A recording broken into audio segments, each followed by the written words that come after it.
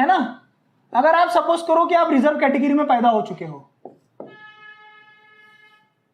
आपके पास सारी सुविधाएं हैं, आप एक डॉक्टर के लड़के हो, आप एक आईएएस के लड़के हो, आप एक ऑफिसर के लड़के हो, आपके हाथ में मोबाइल 50,000 का है, आप साल में 2 बार टूर पे जा रहे हो, आपकी हर वीकेंड की शाम होटल्स में जाती है, महंगे महंगे होटल्स में आप जाते हो, उसके बाद भी अगर आप रिजर्वेशन ले रहे हो ना मेरे दोस्त, तो याद रखना आपको कोई अधिकार नहीं है कहने का कि 200 साल पहले हमारे बाप दादाओं पे अत्याचार हुआ था इसलिए हम आज रिजर्वेशन ले रहे हैं। कोई अधिकार नहीं है आपको कहने का, क्योंकि अगर सपोज करो कि गवर्नमेंट में 10 जगह निकलती है, गवर्नमेंट ने किसी कॉलेज में, उन 10 में से 5 जगह तो छोड़ दो आप, वो तो ओपन वालों को जाएगी 50% के हिसाब से, 3% ओबीसी की है और 2% जो है, ये 2% जगह एक इसमें से भी एक एससी एक एसटी की है ना। अब क्या होगा मैं आपको बताता हूं। सपोज करो ये जो 5 लोग हैं, चलो 3 में ओबीसी में तो एक बार क्रीमी लेयर लग जाता है, ठीक है, लेकिन पैसे देके नॉन क्रीमी लेयर कैसे बनाया जाता है ये भी सबको पता है, ये प्रैक्टिसेस चलती है इस देश में, ठीक है। और ये जो 2 बंदे हैं एसटी एंड एसटी, यहां पे क्रीमी लेयर नहीं है। इस समय पे क्या होगा, इस समय पे ये होगा कि सपोज ये दोनों वेल टू डू फैमिली से आते हैं, मतलब इनके माँ बाप ऑलरेडी सेटल हो चुके हैं, बहुत पैसा है घर में, है ना, सब चीजें अच्छे से जा रही है। ये लोग जब एग्जाम देंगे तो एक ओपन वाले बंदे के लेवल पे आ जाएंगे, इकोनॉमिकली वो भी तो सेटल रहेंगे, है ना। और जरूरी नहीं कि ओपन में रहने वाला हर बंदा इकोनॉमिकली सेटल ही हो। इस समय पे क्या होगा, ये बंदा जो एससी एसटी कैटेगरी और ओबीसी कैटेगरी में है, जो रिजर्वेशन का फायदा उठा रहा है, वो बंदा उन 5 बंदों का हक मारेंगे, 5 वेल टू डू बंदे उन 5 गरीब बंदों का हक मारेंगे जिन्हें एक्चुअली रिजर्वेशन की जरूरत है। और आप इसे कवर कर लोगे बिकॉज ये लॉ भी, क्योंकि ये लॉ है ना, आप संविधान के हिसाब से आप कवर कर लोगे, आप बन जाओगे। अब बनने के बाद क्या करोगे, फिर आप जाओगे किसी सभा में, आपको बुलाया जाएगा कि अरे अरे हमारे समाज के बंदे का नाम हो गया, आ जाओ। और फिर वहां पे आप जाके कह दोगे because there was Baba Saheb that was we are here, हो गया खत्म। अनएथिकल आप है उस समय पे, आप अत्याचार कर रहे हो अपने लोगों पर। यह मत कहना 200 साल पहले अत्याचार हुए थे। शोषित गरीब के पास रिजर्वेशन अगर नहीं पहुंच रहा है और अगर वो ऊपर के तबके तक ही रह रहा है, फिर वो आपके समाज से क्यों ना हो, इस समय पे शोषण करने वाले आप हैं, बाकी के लोग नहीं है। समझ में आ रहा है आपको? ये होता है एथिक्स, है ना, अगेंस्ट द लॉ। समझना चाहिए ना यार आपको। फिर आप कहोगे कि देश में तो सरकार गलत कर रही है। भाई तू क्या कर रहा है? तुम्हारे मॉरल्स कहां पे मरे जा रहे हैं? तो तुम्हारा ऐसा है कि भाई अपना काम बनता, भाड़ में जाए जनता। अब आपको अगर लग रहा होगा कि सर आपके पास रिजर्वेशन होता तो आप नहीं लेते क्या? मैं पैदा ही रिजर्वेशन कैटेगरी में हुआ था। I am born as an OBC. मेरा ओरिजिनल नाम में आज भी नहीं लगा था, लास्ट नेम में नहीं लगा था, तुम्हें पता भी नहीं है, मैं बताऊंगा भी नहीं तुम्हें। लेकिन मैं जब भी कोई भी फॉर्म भरूं ना, जब से मुझे अकल आई है, मैंने आज तक रिजर्वेशन को छुआ नहीं है, नहीं छुआ है। ये तुम्हें झूठ लगेगा, मैं दिखा दूंगा तुम्हें किसी दिन फॉर्म। मैं नहीं लेता। चलो वो बात की बात है। ये समझ में आया है ना? इतना समझ में आया। अब आगे पढ़ते हैं कि ethics is not what you feel is right, है ना। Ethics is not what you feel is right. इसका एक बहुत जबरदस्त एग्जाम्पल है महाभारत में, वो है कर्ण एंड भीष्म। खतरनाक एग्जाम्पल। मैं कर्ण को भारत के इतिहास का सबसे मूर्ख मित्र समझता हूं, सबसे मूर्ख मित्र। तुम्हें लगेगा यार कर्ण के जैसा मित्र नहीं था, आखिरी तक उसने साथ दिया जब उसे पता था वो गलत था। अरे भाई जब पता था वो गलत था, उसका पूरा खानदान खत्म हो गया तो उसको साथ दे रहा है यार, ये गलत नहीं हुआ? आप एक बात को समझो, कौरव के जो 100 भाई थे ना, उन 100 में से एक को भी धनुष्य बाण चलाना नहीं आता था, एक को भी, नॉट अ सिंगल। सब तलवारबाजी में निपुण थे, सब गदा युद्ध में निपुण थे। इन सबको एक बात पता थी कि किसी ना किसी दिन भीम को पेल देंगे, नकुल सहदेव को हरा देंगे, युधिष्ठिर को भी हरा देंगे। बात आएंगी सिर्फ अर्जुन की, क्योंकि धनुष बाण किसी को चलाना आता नहीं था। तो ये सारे उछलते थे कर्ण के बल पर, सब कर्ण के बल पे उछलते थे। कुछ भी हो जाए, कुछ भी हो जाए। इवन जब वो युद्ध चल रहा था ना, आप मुझे ये सोनी टीवी के कर्ण और नए हिसाब से बनाए हुए कर्ण की बातें मत बताओ। आप ओरिजिनल कंटेक्स्ट में टेक्स्ट पढ़ो महाभारत का, आपको समझेगा। कर्ण को उसके गलतियों की रियलाइजेशन हो रही थी, वो रियलाइज कर रहा था, लेकिन द्यूत सभा में कर्ण ने भी द्रौपदी का अपमान किया था, क्योंकि श्राप यही लगा था कि जिसने भी अपमान किया और बचाने की कोशिश नहीं की वो सब मरेंगे। ये श्राप था कुंती का, तो ये श्राप कर्ण पे भी लागू पड़ा। अगर आप देखोगे तो आप लिख सकते हो, कोई फर्क नहीं पड़ता इसे, है ना। ऐसा कई बार दिखाया जाता है कि कर्ण ने रोकने की कोशिश की, नहीं, कर्ण ने तक उसे वैश्य कहा था। बाद में उसे देखो, उसकी दानशूरता पे मैं सवाल नहीं उठा रहा, लेकिन आप कैसे दोस्त हो यार। अभी मैं आपको ना एक सटीक एग्जांपल देता हूं। हम जिस सोसाइटी में रहते हैं ना मेरे दोस्त, अगर 10 लोगों का ग्रुप है ना, और इन दोनों में अगर झगड़ा और वाद विवाद हो जाए, या फिर कुछ ऐसा हो जाए कि जिसमें से ये बंदा अनएथिकल है, लेकिन सपोज ये जो बंदा है ये इन सारे ग्रुप वालों से ज्यादा क्लोज नहीं है, ये बंदा क्लोज है, आप कभी भी याद रखना, ये सारे मिलके ना इससे बात करना छोड़ेंगे, इससे नहीं छोड़ेंगे। और तुम्हें ये समझ में नहीं आ रहा कि आप इस बंदे के साथ कितना गलत कर रहे हो। पहला धोखा इसने दिया, पहला धोखा इस बंदे ने दिया या बंदी ने दिया, कुछ भी हो, है ना। उसके बाद में इसे और 4 धोखे मिले। समाज में जब कोई आदमी मारा जाता है ना, समाज में अगर कोई किसी के साथ बुरा होता है ना, और हम अगर आवाज नहीं उठाते ना, तो याद रखना, पहला मर्डर वो मर्डरर करता है, और उसके बाद में जो जितने मर्डर होते हैं ना, वो हम सब करते हैं। तुम्हारे आंखों के सामने अगर किसी के साथ कुव्यवहार हो रहा है, तो पहला कुव्यवहार वो क्रिमिनल करेगा, और हम आंखें बंद करके दूसरा कुव्यवहार करेंगे। ये बंदा तो पूरा अकेला पड़ गया, ये आपसे बात क्यों करे यार, ये क्यों आपसे बात करे? आपको लग रहा है मुझसे बात नहीं कर रहा, क्यों बात करेंगे आपसे? उसे नहीं पसंद, आप तो इसमें घुसे जा रहे हो, दूसरे आदमी में घुसे जा रहे हो यार तुम। वो नहीं करेगा आपसे बात, और उस समय भी अगर वो आपसे बात नहीं कर रहा है ना, तो याद रखना ये बंदा अकेले चल रहा है। और अगर ये बंदा अगर गलती सर्वाइव कर गया, याद रखना मेरी बात, अगर तुम गलती से इस मोमेंट में, सबके साथ होता है ऐसा, सर्वाइव कर गए, तुमसे बड़ा ताकतवर कोई नहीं है, कोई नहीं है। लेकिन अब समाज के एथिक्स कैसे डेवलप होंगे? समाज के एथिक्स इस तरह से डेवलप होंगे कि जिस बंदे ने गलत किया, जिस बंदे ने गलत किया, ये गलत करने वाला बंदा, ये बंदा तो ये तो निकल गया। अब जिस बंदे ने गलत किया, तुमने उसके साथ तुम रहे, अब क्या होगा? आने वाली पीढ़ी पे असर क्या पड़ेगा? तुम इसका विरोध नहीं कर पाए, क्योंकि साला तुम सब कमजोर थे, सब कमजोर थे, तुम सबके सब कमजोर थे, तुमने इसका विरोध नहीं किया। तुम कमजोर हो, तुम्हारी आने वाली पीढ़ी कमजोर पैदा होंगी, तुम्हारी आने वाली पीढ़ी भी कमजोर पैदा होंगी, और खुदा ना खास्ता इस बंदे ने इसके साथ गलत कर दिया, ये सब इसका सपोर्ट करेंगे। और जो कि तुम्हें पता नहीं है गलत का विरोध करते कैसे है, अकेले में खड़ा होता कैसे है, ये बंदा तो भैया जिन रास्तों से ये बंदा गुजरा है ना, इसमें से ये गुजरेगा तो गुजर जाएगा। याद रखना मेरी बात। इसीलिए गलत का विरोध करना बहुत जरूरी है, फिर वो चाहे आपका सबसे अच्छा मित्र क्यों ना हो। इसीलिए मैं कहता हूं, Karna was not a good friend, even a Bhishma, he was a man with a very low mentality नहीं, with a very low mental IQ।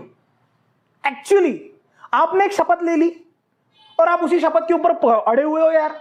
आपके सामने एक औरत का चीरहरण हो रहा है, आपने अपनी शपथ पकड़ के रख ली है, आपके सामने युद्ध हो रहा है, आपके सामने पूरी की पूरी आपका कुल खत्म हो रहा है, आप अपनी शपथ पकड़ के रखे हो।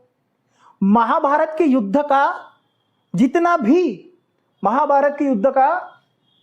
भी पाप लगता है ना, वो सिर्फ 3 महारथियों पे लगता है, भीष्म, कर्ण और गुरु द्रोण। अगर ये तीनों नहीं होते ना मेरे दोस्त, ये 3 अच्छे लोग अगर उस समय पे उस अधर्म के पक्ष में नहीं होते, तो किसी अधर्म की ये हिम्मत नहीं होती कि वो जाके इतना बड़ा युद्ध रचाए, किसी की इतनी ताकत नहीं होती। तो ये बहुत जरूरी है कि आप उसके अगेंस्ट में स्टैंड लो। ये समझ में आया है ना? अब आगे बढ़ते हैं। आगे हमें यह पढ़ना है कि वैल्यूज जो है, हमारा जो वैल्यू सिस्टम है, वैल्यू सिस्टम क्या होता है? हमारा स्ट्रॉन्गर बिलीफ होता है हमारा वैल्यू सिस्टम, है ना? मैंने जो एग्जांपल दिए ना, ये सारे एग्जांपल आपको लिखने हैं, आपकी केस स्टडीज में आने वाले, और ये आपके नोट्स में दिए हुए हैं, टेंशन मत लेना, मैंने स्पेसिफिकली दिया, आपको समझ लो। आपके केस स्टडी में सब चीजें आ सकती है। जैसे केस स्टडीज में ऐसा सवाल आता है कि आपका दोस्त जो है वो आपका नाम इस्तेमाल करके गलत काम कर रहा है, उस समय पे आप क्या करेंगे? अपनी दोस्ती बचाएंगे, अपना काम बचाएंगे, या अपना ईमान बचाएंगे? ये सब केस स्टडीज में आता है। उस समय पे आप कर्ण का एग्जांपल दे सकते हो, उस समय पे आप कृष्ण का एग्जांपल दे सकते हो। Krishna was such a brilliant friend कि वो अर्जुन को हमेशा बता देते कि सुन अर्जुन, तेरे से भी ज्यादा खतरनाक कर्ण है। तारीफ करने के मामले में कृष्ण बायस नहीं थे। ये होता है अच्छा मित्र। समझ में आ रहा है आपको? है ना? कि सुन अर्जुन, कर्ण तेरे से ज्यादा बेहतर है। वो कहानी है उसकी, वो किसी दिन पढ़ेंगे हम। ये सब एग्जाम्पल बाद में आएंगे, और मैं आपसे वादा करता हूं कि जब हमारा पूरा सिलेबस खत्म हो जाएगा, सिलेबस खत्म होने के बाद शिवाजी महाराज, इंडियन हिस्ट्री के बेस्ट लीडर्स सारे, बाकी के महाभारत और रामायण, इन सब में से जितना भी एथिकल कंटेंट आता है with relation to emotional intelligence, with relation to aptitude, with relation to attitude, with relation to ethics, with relation to morals, with relation to belief, with relation to values, हम सब लेंगे। वो एक specific बना के दूंगा मैं आपको। समझ में आ रहा है? अब हमें यह देखना है कि वैल्यूज जो है, हमें यह देखना है कि वैल्यूज जो है वो किस तरह से सोसाइटी पे इंपैक्ट करती है ना? एक आदमी, एक सिंगल पर्सन के मॉरल्स सोसाइटी पे कैसे हावी होते हैं, और सोसाइटी के मॉरल्स एक इंडिविजुअल पे कैसे हावी होते हैं, एथिक्स इंडिविजुअल पे कैसे हावी होते हैं, हमें ये देखना है।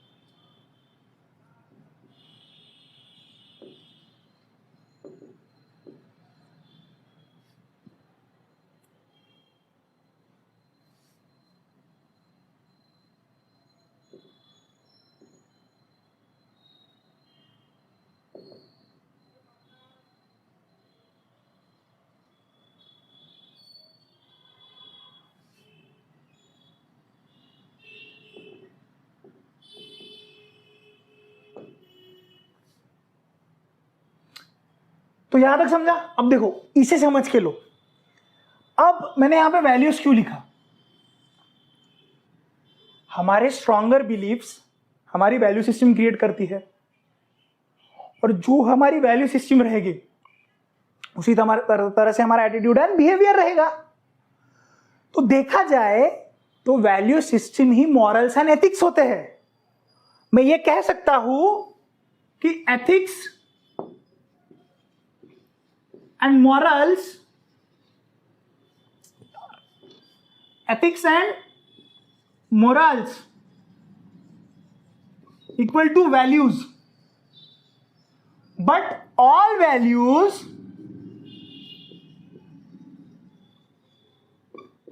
not equal to ethics and morals. इसका रीजन क्या है? हमारे जो स्ट्रॉन्गर वैल्यूज होते हैं, हमारे जो स्ट्रॉन्गर बिलीफ्स होते हैं, हमारे जो स्ट्रॉन्गर वैल्यूज होते हैं, वही हमारा एटीट्यूड एंड बिहेवियर डिसाइड करते हैं.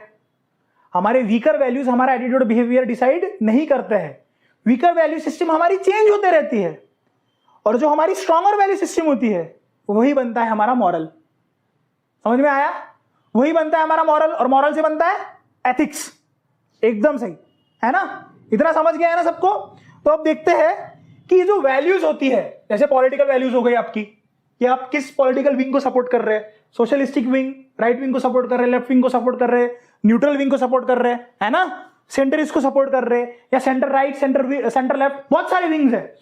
ये डिपेंड करेगा कि आपके पॉलिटिकल व्यूज किस तरह से जाएंगे. आपका नेशनलिस्टिक अप्रोच कैसा है, आपका पैट्रियोटिक अप्रोच कैसा है, आपका फैटर्निटी वाला अप्रोच कैसा है ना. आप सबके साथ कैसे व्यवहार करते हो, ये आपकी पॉलिटिकल आइडियोलॉजी भी बहुत डिपेंड करती है. आपके इकोनॉमिकल वैल्यूज क्या है, आपके कल्चरल वैल्यूज क्या है, आपके रिलीजियस वैल्यूज क्या है ना. एस्थेटिक एक शब्द है कि आप काले और गोरे का भेद रखते हैं या नहीं. किसी के कपड़े आपके लिए कैसे मायने रखते हैं कि नहीं यार ये तो झारा का टॉप पहन के नहीं है, मैं इससे बात नहीं करूंगा. ये बर्डी से लेके आया, बर्डी नहीं सॉरी, कोई भी एक आधा लोकल मार्केट होगा आपके शहर में, तो वहां से लेके आया, मैं नहीं लेके आ रहा, इससे बात नहीं करूंगा मैं. बर्डी हमारे यहाँ का लोकल मार्केट है ना. ये हो गया. ओके. ऑर्गेनाइजेशन के भी वैल्यूज होते हैं, है ना, कि आप अगर किसी ऑर्गेनाइजेशन में काम कर रहे हैं तो आपको उस स्पेसिफिक, अगर आप एक ऑफिस में, तो आपको साइलेंस मेंटेन रखना होगा, आपको स्पेसिफिक उसी तरह के कपड़े पहनने पड़ेंगे. वो एथिकल कोड ऑफ वर्क होता है ना.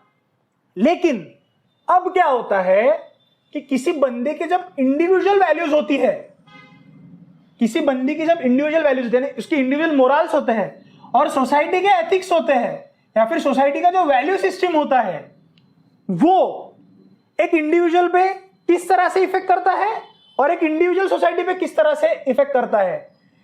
जब सोसाइटी को कोई कैरिज्मेटिक लीडर मिल जाता है, for an example Shri Ram, Shri Krishna, Chhatrapati Shivaji Maharaj, modern leader भी आप ले सकते हैं, वो सोसाइटी में बहुत ज्यादा इंपैक्ट करता है कि अरे भाई श्री राम तो आदर्शवादी थे, हमें श्री राम के जैसे बनना चाहिए. श्री कृष्ण रियलिस्ट थे, है ना, हमें उनके जैसा बनना चाहिए, प्रैक्टिकल, व्यवहारवादी. और अगर इन दोनों का कॉम्बो करना है तो हमें छत्रपति शिवाजी महाराज के जैसा बनना चाहिए. मैं बताऊंगा आपको, मैं शिवाजी महाराज पे भी हम लेंगे कब किसी दिन लेक्चर, तो हमें उनके जैसा बनना चाहिए. तो ये सारी चीजें एंड चेंजेस यानी लीडरशिप में जब चेंज होगा, या फिर इंडिविजुअल समय के साथ एक पर्टिकुलर एक इंडिविजुअल चेंज होना शुरू हो जाएगा. जैसे 377 पहले एक्सेप्टेड नहीं था, अब धीरे धीरे लोग उसे एक्सेप्ट कर रहे हैं, है ना. एलजीबीटीक्यू राइट्स, इंडिविजुअली उसे एक्सेप्ट किया जा रहा है, तो ये एक सोसाइटी का एथिक क्रिएट करेगा. तो इस तरह से लीडरशिप इंपैक्ट करती है आपकी सोसाइटी के ऊपर. और सोसाइटी में एजेंसीज एंड टूल्स होते हैं. अभी एजेंसीज एंड टूल्स कौन से हो गए? रिलीजन.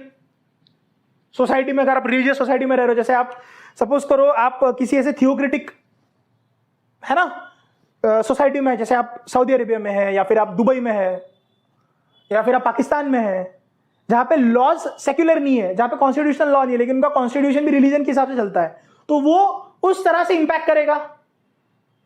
समझ में आ रहा है? टूल्स क्या क्या है, और सोसाइटी के पॉलिटिकल टूल्स. समाज ने अगर किसी एक मेजोरिटी में एक पार्टी को डिसाइड करके दिया, तो वो सोसाइटी समाज के एथिक्स को इंपैक्ट करेगी. समझ में आ रहा है ना? इजी है, बेसिक है, ज्यादा डिफिकल्ट नहीं है.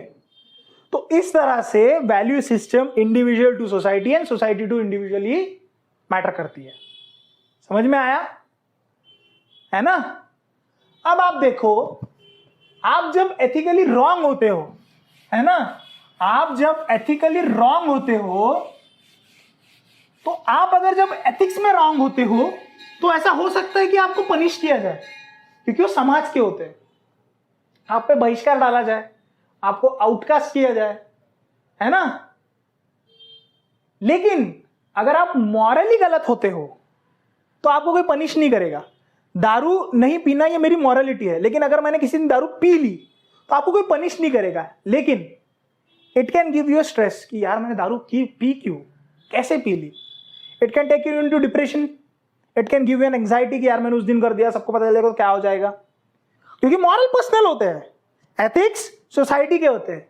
ये सब है तुम्हारे नोट्स में, समझ में आ रहा है ना। अभी इजी था, समझ में आया है ना।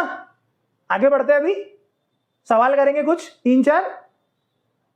तुम्हारा बेसिक पार्ट खत्म हो चुका है, तो एक बार देख लेने दो कुछ छूटा तो नहीं है। नहीं ठीक है, हो चुका है तुम्हारा, है ना। अभी अगले चैप्टर में हम essence and determinants of ethics पढ़ेंगे। अभी कुछ सवाल कर लेते हैं हम, है ना। चलो